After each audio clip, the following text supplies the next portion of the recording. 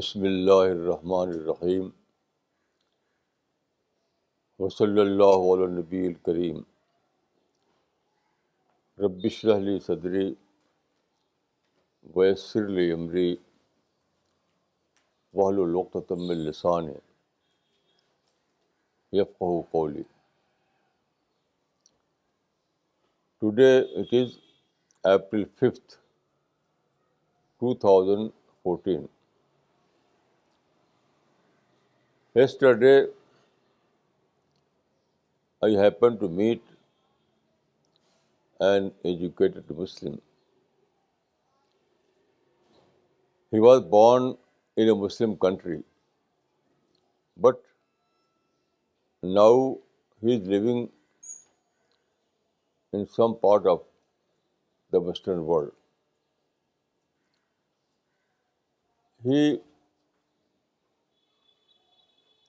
During conversation, he asked about Muslims in diaspora. He wanted to know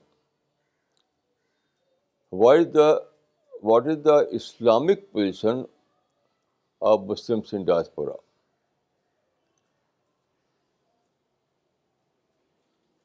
Has it any Islamic value or not?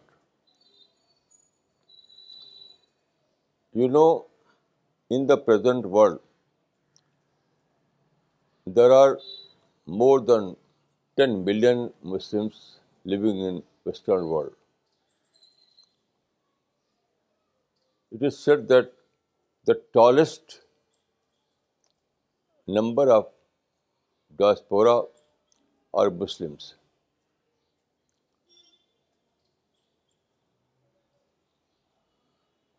These Muslims sometimes call themselves as Muhajir. But Muhajir is a very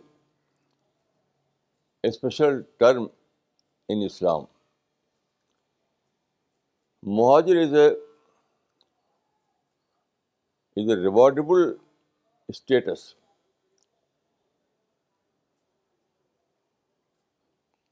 The Prophet ﷺ has prayed a dua for Muhajir. He said, Allahumma la aisha illa aisha al-akhira faghfir lil-ansara wal-muhajira. So, Muhajirin have a very special status in Islam. Even the Prophet of Islam was a Muhajir. But the question is, who are Muhajir according to this Islam? Literally, those who are living as immigrants in some countries, they are Muhajir. But the word Muhajir denotes only a geographical position. It is a geographical term.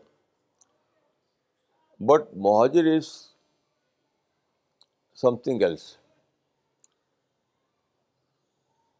According to the Quran, Muhajir is one who is Muhajir fi sabilillah.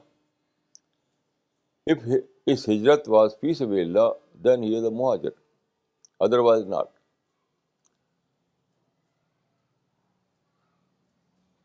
There is very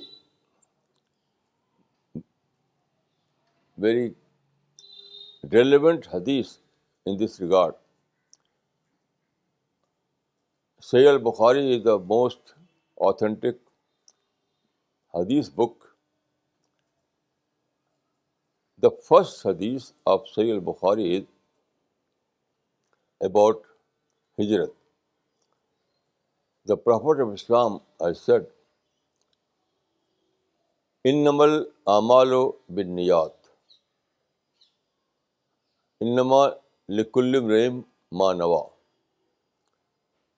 Faman kanat hijratuhu ilallahi wa rasulihi fa hijratuhu ilallahi wa rasulihi. Waman kanat hijratuhu إلى دنيا يصيبها أو إلى امرأة ينكحها فهجرته إلى ما هاجر إليه. It means that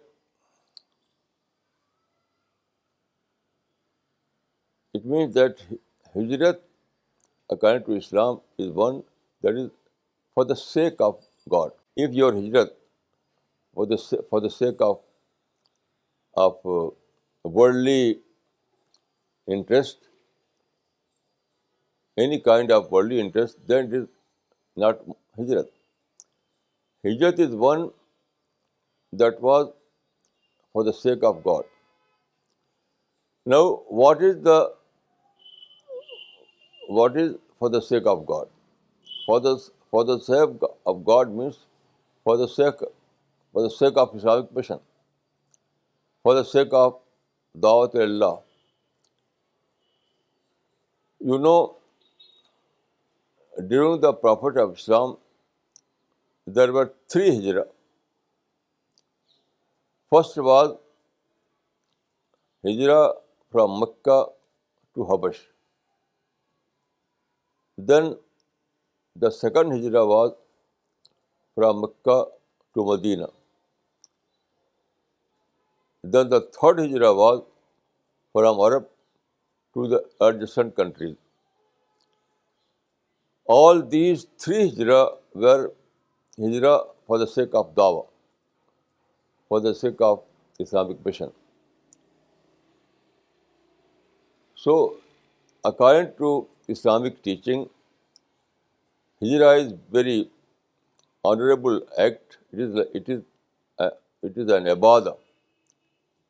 According to Islam, hijrah is ibadah. Because when a mu'min migrates his land and settles in somewhere, he is going over there with his mission. Mission is a part of parcel of a mu'min's life. You cannot detach mission from a mu'min. One who is mu'min is also a part of mission. One who is a true mu'min, mission is also a part of his life. So when mu'min goes to any place, he goes with his mission. Mission means dawat, tabligh, dawat Allah. So those who are living in different countries, especially in Western countries, they must introspection. They must try to know whether their hijrah was hijrah for the sake of mission. According to my knowledge, these Muslims migrated from their homeland only for the sake of money, for the sake of dollar, for the sake of building a better future for their family. So this kind of migration is not hijrah. And due to this, you can see in every country. I have traveled a lot, and I found that all those Muslims who are living in diaspora, they are living like a ghetto. Although they are not living in separate colonies, except in some countries, but they are living with the separatist tendency. Their lifestyle, their gathering, all their activities are Muslim oriented, except job place. Their life is Muslim-oriented life except job place. This indicates that they are not living a mission, a life of mission.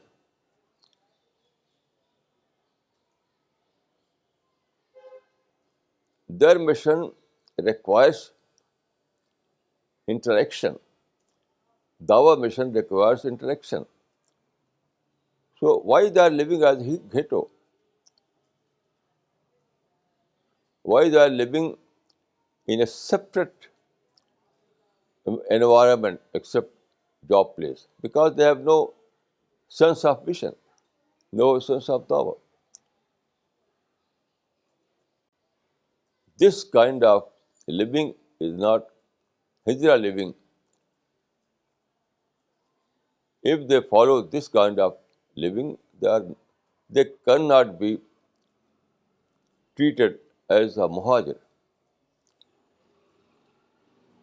So I would say that these Muslims have a good chance, a good opportunity to do the work.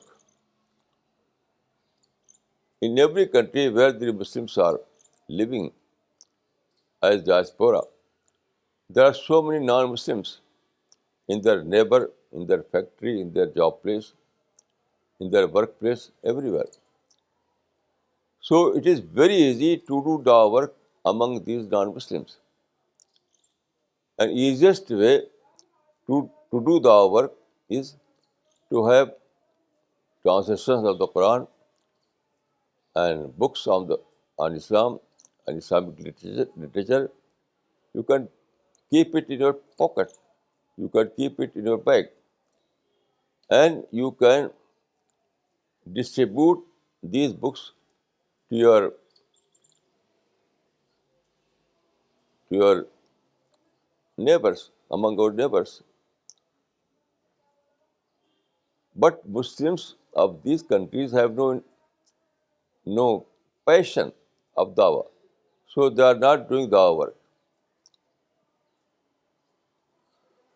This kind of life is very risky.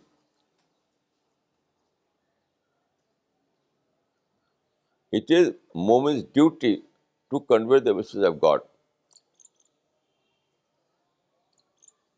It is your duty to convey the message of God to your neighbor. So you are living in the neighbor of Western people. It is your duty to convey the message of God to these Western neighbors. If you are not doing this, you will be held responsible before God. It is a very risky position.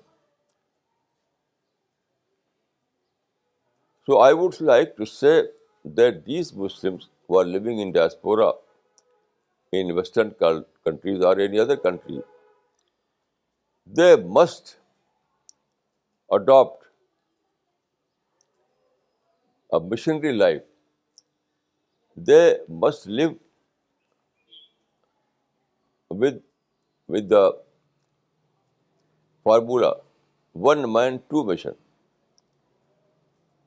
They must adopt the formula one man, two mission. One mission is to earn money. One part of their mission is to earn money. The second part of their mission is to convey the message of God to their neighbors. So you have to adopt this formula, one man, two mission. Otherwise, you are living a very risky, you have adopted a very risky position. You are answerable before God. Now we are living in the age of printing press, in the age of communication. So now it is very easy to adopt this mission. Very, very easy. And then I would say that this is also very important for your family, for your life.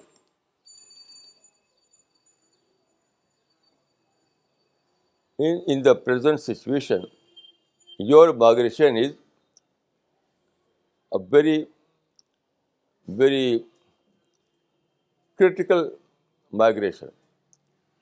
It means that you have migrated from for your country only for purpose of material gain, only for material gain. And in your homeland,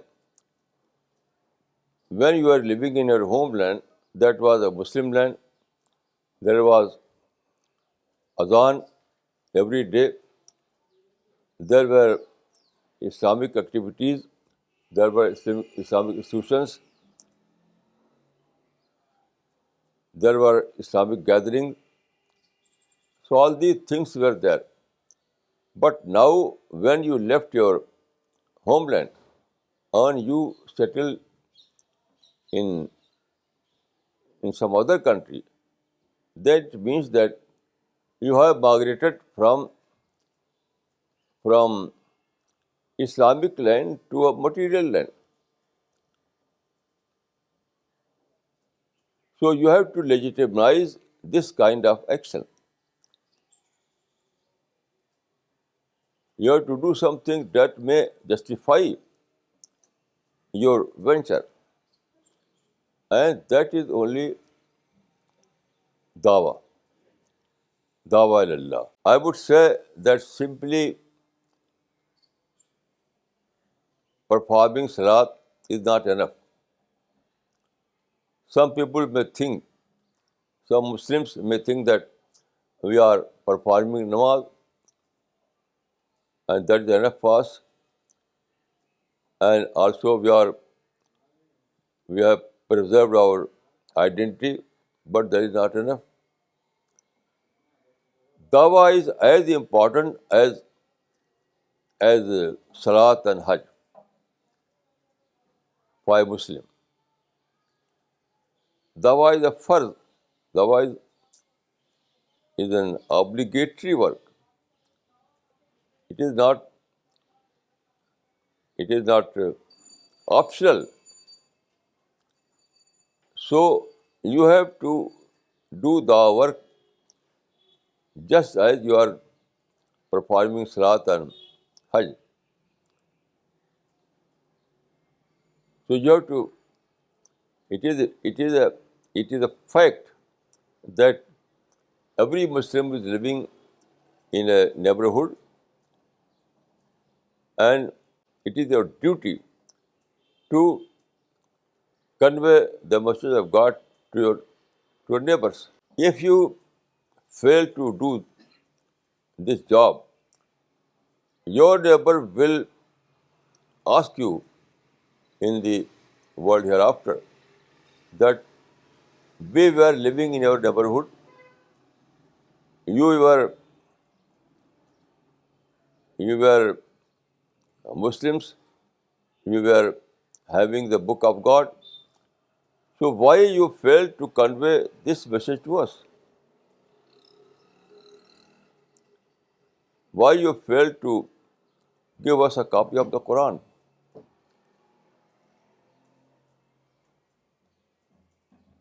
So these neighbor will ask you this question in the world hereafter.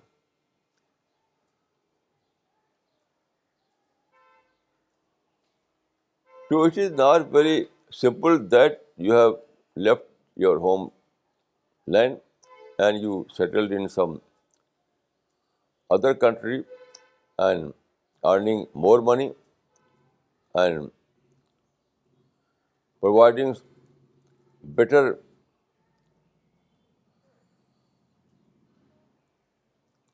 uh, better life for your family.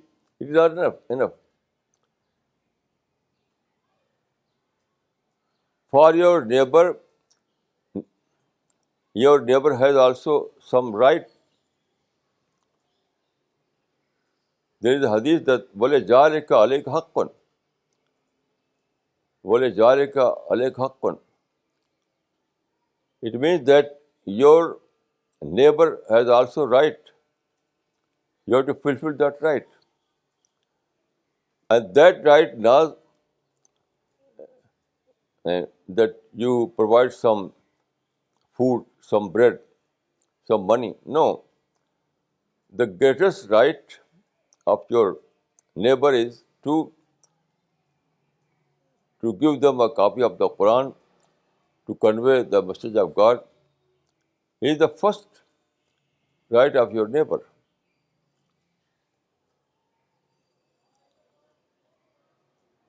So every Muslim, every man or woman who are living in diaspora, they must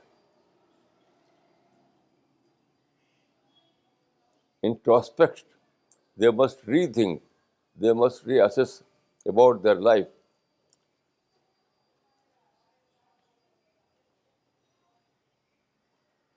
They are living they are living in a very risky position. It is a great risk that you are living in a country, and you are not conveying the message of God to your neighbors. If you are living in a country and naturally they are neighbors, and you are not conveying the message of God to these neighbors, you are not providing the book of God to these neighbors, then you are living in a very risky position. You will be held responsible for this negligence of your neighbors.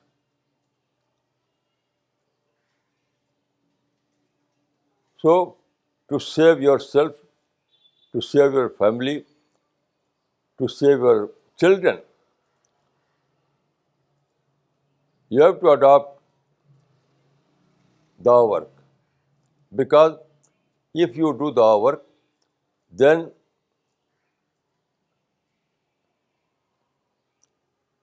God Almighty will give you His blessing. He will shower your blessing to you.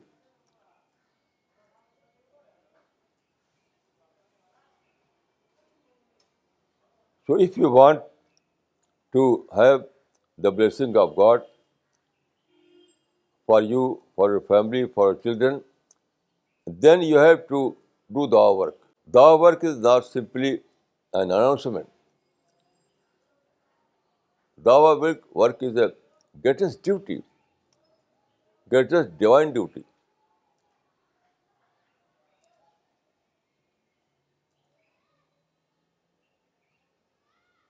If you are living in your home land, then your duty is any- among Muslims. And in your home land, it is enough to do something for your Muslims.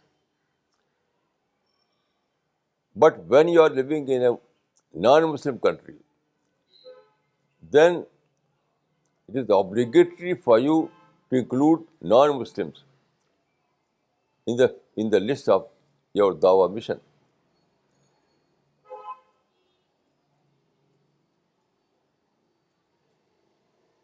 Otherwise, you are nothing before God.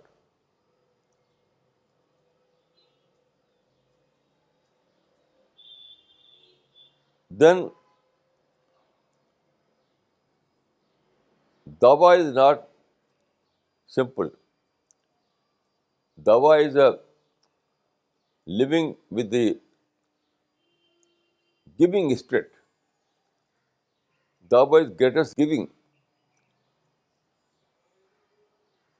There is a verse in the Quran, وَأَمَّا مَا يَنْفَعُ النَّاسَ فَيَمْكُثُ فِي الْأَرْضِ. It means that those who are living as a giver in the society, they will be blessed.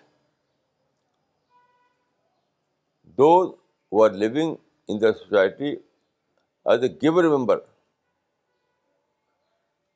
they will receive the blessing of God.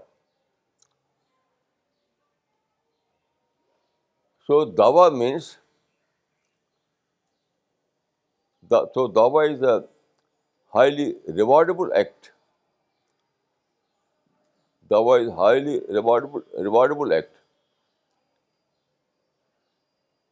Dawa is not only giving, it is also receiving. You are giving something to man, and at the same time you are receiving something from God. When dawa is a rewardable act, then it means that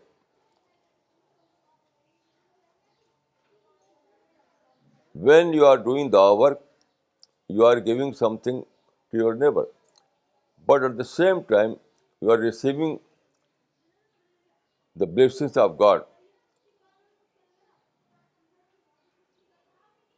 So it is very important. It is the greatest deed.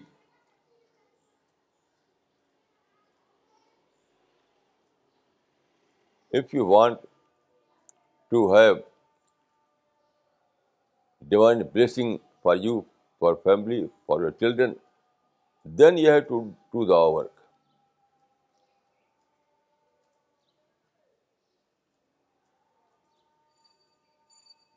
The work means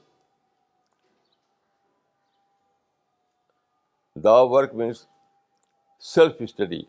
First of all, you have to make yourself as a good die.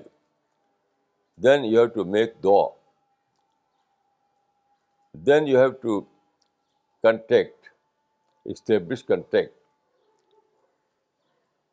You have to establish contact with those people who are your madhu.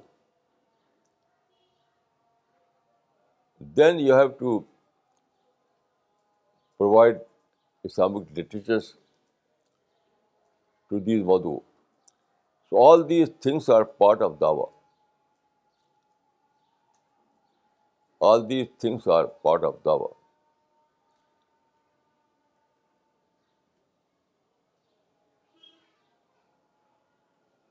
So those Muslims who are living in diaspora, those Muslims who are living in in countries other than homeland, they have double responsibility. They must do the work upon their neighbors. And in the present world, it is very easy task. There is no problem. Prophet and his companion did the work at the time when there was religious persecution. At that time, there was no religious freedom. But now you are living in an age where everywhere there is religious freedom.